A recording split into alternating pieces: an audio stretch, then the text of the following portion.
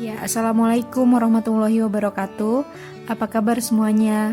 Mudah-mudahan semuanya dalam keadaan sehat walafiat. Oke, pada pertemuan hari ini langsung saja Ibu akan menjelaskan materi persamaan dan pertidaksamaan. Ya, mungkin kalian tidak asing lagi dengan materi persamaan dan pertidaksamaan ini. Kenapa? Karena materi ini pernah kalian pelajari waktu kalian SMP. Bedanya apa? Oke, bedanya dikembangkan di kelas 10 ini. Yang akan kita bahas adalah persamaan dan pertidaksamaan nilai mutlak. Jadi ada nilai mutlaknya di sini. Apa yang membedakan? Ya, nanti Ibu jelaskan. Tapi kita ke poin yang pertama dulu nih. Poin yang pertama ini adalah persamaan nilai mutlak.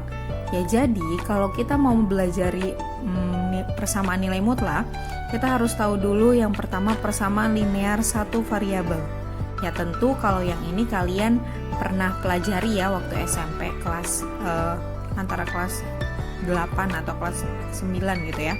Yang kedua, menyelesaikan persamaan nilai mutlak. Jadi kita baru bisa bahas ke sini setelah kita bahas persamaan linear satu variabel. Kemudian kalau ini nanti sudah selesai, kita akan bahas pertidaksamaan nilai mutlak. Tapi untuk sampai ke pertidaksamaan nilai mutlak, tentunya kalian harus masuk dulu ke pertidaksamaan linear satu variabel.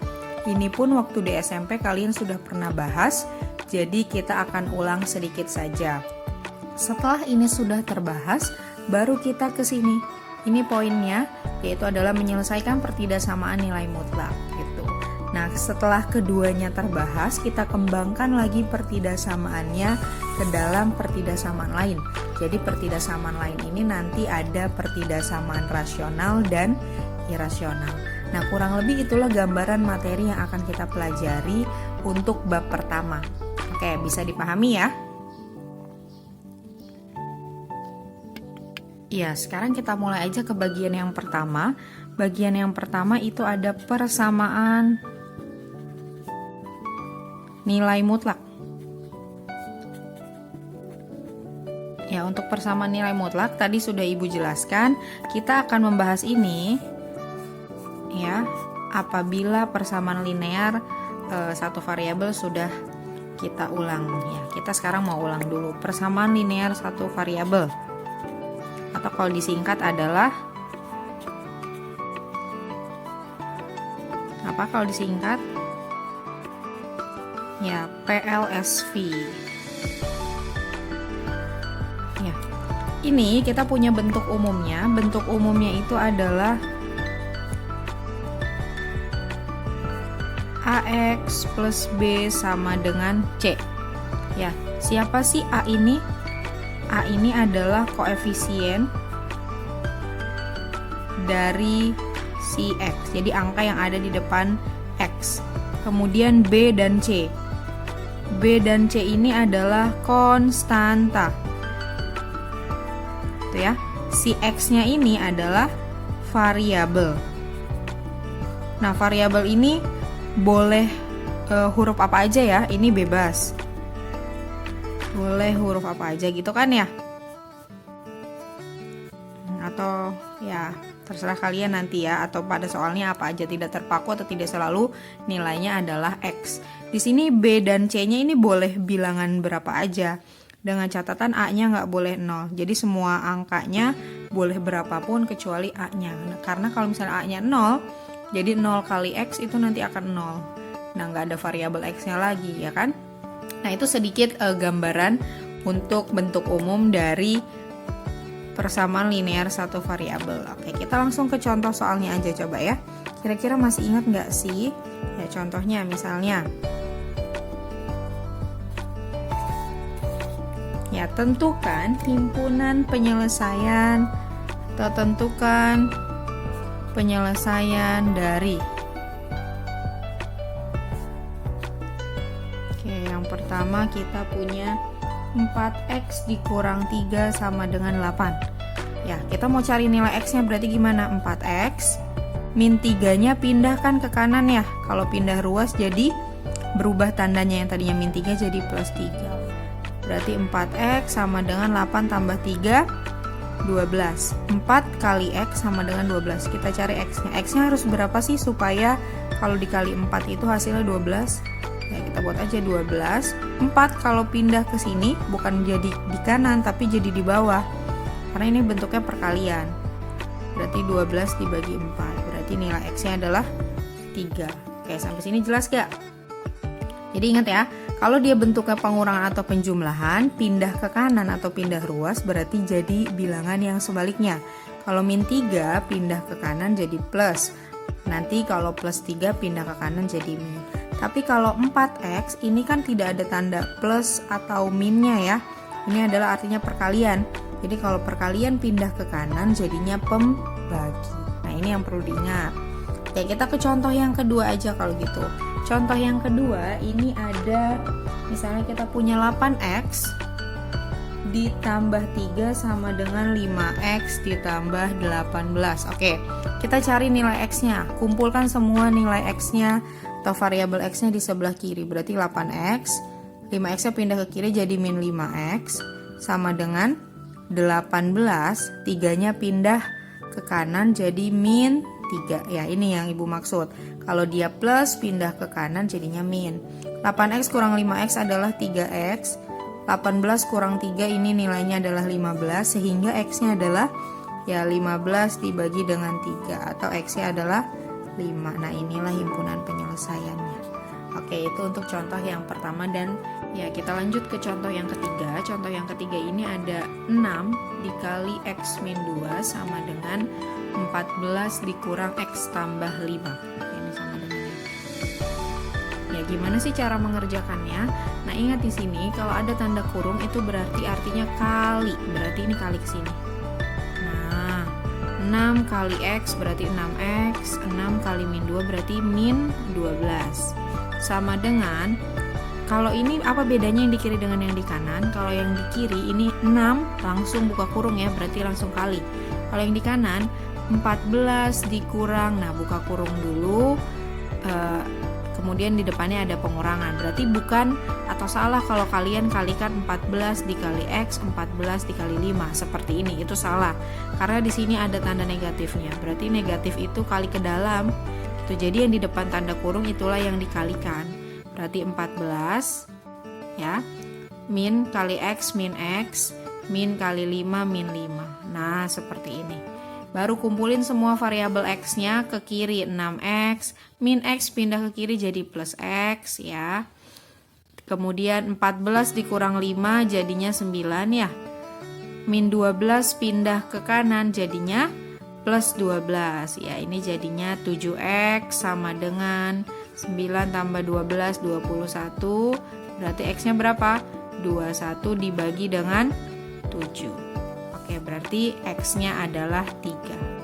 Nah, easy kan ya? Easy dong. Lanjut, berikutnya kita ke contoh soal yang lainnya. Gimana kalau misalnya variabel kita ganti jangan selalu X. Oke, misalnya Y. Bisa juga Y. Y dikurang 3 per 2 sama dengan 3Y ditambah dengan 6 dibagi 4. Nah, kalau yang seperti ini gimana ngerjainnya? Oke, kalau bentuknya pecahan seperti ini boleh kalian kalikan silang dulu. Jadi 4 kali ke sini, 2 kali ke sini gitu. Kalau ditulis, ya kalau dituliskan berarti 4 dikali Y kurang 3 sama dengan 2 dikali 3Y ditambah 6. Wah, tampilannya mirip dengan soal yang atas. Iya, berarti cara ngerjainnya sama. Kalikan 4 kali Y, 4Y, 4 kali min 3, min 12 2 kali 3Y, 6Y, 2 kali 6, 12. Atau gini deh ya. Nah, ya gitu. Kumpulin Y-nya ke kiri 4Y, min 6Y sama dengan 12. Min 12 pindah jadi plus 12. Oke, 4Y dikurang 6Y. Hasilnya lebih kecil ya. Berarti negatif, min 2Y gitu. 12 tambah 12 24. Y sama dengan, nah min 2 nya pindah kemana? Ke bawah atau ke kanan? Ya, 24 per, karena ini kan perkalian jadi pindahnya ke bawah. min 2 pindah ke sini, ini tetap ingat ya. Kalau pindahnya ke bawah mau tandanya min, mau tandanya plus, dia tidak berubah. Kecuali dia pindahnya ke kanan, baru tandanya berubah. 24 bagi 2, 12 ya, tapi ada minnya, berarti min 12 gitu. Hasilnya tidak selalu positif, bisa jadi juga negatif, tergantung tandanya. Oke, itu untuk soal menyelesaikan persamaan linear satu variabel. Sampai sini bisa jelas ya? Bisa dipahami, bisa dimengerti? Oke, kalau gitu nanti kita lanjut lagi ke contoh soal berikutnya. Ya, ini adalah aplikasi soal ceritanya. Soalnya adalah saat ini usia Aldi dan ayahnya terpaut 23 tahun. Jika 15 tahun kemudian jumlah usia mereka adalah 80 tahun, berapakah usia Aldi dan ayahnya saat ini? Oke, ini biasanya sering banget ya kalau aplikasi soal cerita bentuknya atau pertanyaannya berupa umur. Ya, kalau kita lihat kata kuncinya ada di si Aldi. Saat ini usia Aldi dan ayahnya terpaut 23 tahun. Jadi beda antara usia Aldi dan ayahnya 23 tahun. Kita misalkan usia Aldi saat ini adalah X dan karena selisih mereka atau terpaut umurnya 23 tahun, berarti usia ayah saat ini adalah X ditambah 23 atau usia Aldi ditambah 23 tahun. Benar ya persamaannya ya. Oke, kemudian ada kalimat berikutnya, jika 15 tahun kemudian. Oke, berarti kita buat usia Aldi 15 tahun kemudian. Berarti berapa? Ya, X ditambah 15 karena 15 tahun kemudian kan. Kita buat lagi usia ayah 15 tahun kemudian. Berarti berapa? Ya, usia ayah sekarang itu kan ini ya. Usia Aldi ditambah 23, berarti X tambah 23. Ditambahkan lagi dengan 15 ya. Kenapa? Karena 15 tahun kemudian. Apa dibilang di sini? Jumlah usia mereka 80 tahun. Berarti kita buat X ditambah 15 ditambah X tambah 23 tambah 15 sama dengan 80 tahun. Itu dia. Paham ya? Berarti X ditambah X 2X. X ditambah X. Kemudian 15 ditambah 15 30. 30 ditambah 23 berarti 53 sama dengan 80. Berarti 2X sama dengan 80. 53-nya pindah jadi min 53. Berarti 2X sama dengan 27 ya. Maka X-nya adalah 27 dibagi 2 berarti 13,5 tahun ya. Ya berarti usia Aldi adalah 13,5 tahun atau 13 tahun setengah gitu ya usia Aldi. Nah, yang dimintakan adalah usia Aldi dan usia ayah. Berarti berapakah usia ayah? Nah, karena di awal udah dibilang usia ayah itu adalah usia Aldi ditambah dengan 23, berarti bisa kita simpulkan X ditambah 23 sama dengan 13,5. Ini usia Aldi ditambah 23, berarti umurnya adalah atau usianya 36,5 tahun. Ya, itulah usia Aldi dan usia ayah saat ini. Kita ke contoh soal cerita berikutnya. Di sini keliling suatu persegi panjang adalah 90 cm dengan panjang berukuran 2 kali lebarnya. Jika lebarnya adalah K, tentukan luas persegi panjang tersebut. Oke, kita tulis satu persatu keterangannya ya. Keliling suatu persegi panjang. Oke, berarti keliling persegi panjang. Ingat rumusnya adalah 2 dikali panjang tambah lebar. Oke, kemudian ternyata panjangnya berukuran 2 kali lebarnya, berarti panjang sama dengan 2 kali lebar. Ya, keterangan selanjutnya, jika lebarnya adalah K, berarti lebar sama dengan K. Ya, maka bisa kita ganti nih, panjang itu sama dengan 2 kali lebar, berarti panjang itu sama dengan 2 kali K. Oke, setelah 3 keterangan ini dapat, kita substitusi lagi ke persamaannya. Keliling persegi panjang atau ini Ibu buat keliling persegi panjang adalah 2 kali panjang tambah lebar. Ya, keliling persegi panjangnya berapa tadi? 90 cm. Kita ganti ke sini 90. Sama dengan 2 kali panjang. Panjangnya berapa? Panjang itu sama dengan 2K. Oke, berarti panjangnya diganti 2K, lebarnya itu apa? Lebarnya itu adalah K. Sehingga didapat 90 sama dengan 2 dikali 2K tambah K berarti 3K, atau 90 sama dengan 2 kali 3K berarti 6K. Ini posisikan, berarti kita pindahin K sama dengan 90, karena ini perkalian berarti pindah ke sini per 6. 90 dibagi 6 adalah 15, berarti K-nya adalah 15 cm. K itu siapa sih? K itu adalah lebar, ya berarti lebarnya sama dengan 15 cm. Kita tinggal cari panjang. Panjangnya berapa? Panjangnya adalah 2K. Berarti 2 kali 15 atau 30 cm ya.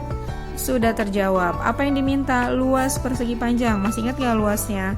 Luas itu luas persegi panjang, panjang kali lebar. Oke, panjangnya 30, lebarnya 15. Berarti total luasnya adalah 30 kali 15, 450 cm persegi. Ya, inilah luas dari persegi panjangnya. Ya, sampai sini jelas ya, itu sudah Ibu sampaikan. Tadi yang pertama adalah bagaimana menyelesaikan soal persamaan linear satu variabel. Berikut contoh-contohnya, ini keterangan hasilnya. Setelah itu kita lanjutkan dengan contoh yang berbeda, serta contoh aplikasi dari persamaan linear satu variabel. Oke, sampai sini jelas ya. Semoga dapat dipahami, semoga dapat dimengerti. Sambil dilihat lagi videonya, diulang kembali, dipahami. Oke, semoga yang Ibu sampaikan bermanfaat. Terima kasih. Wassalamualaikum warahmatullahi wabarakatuh.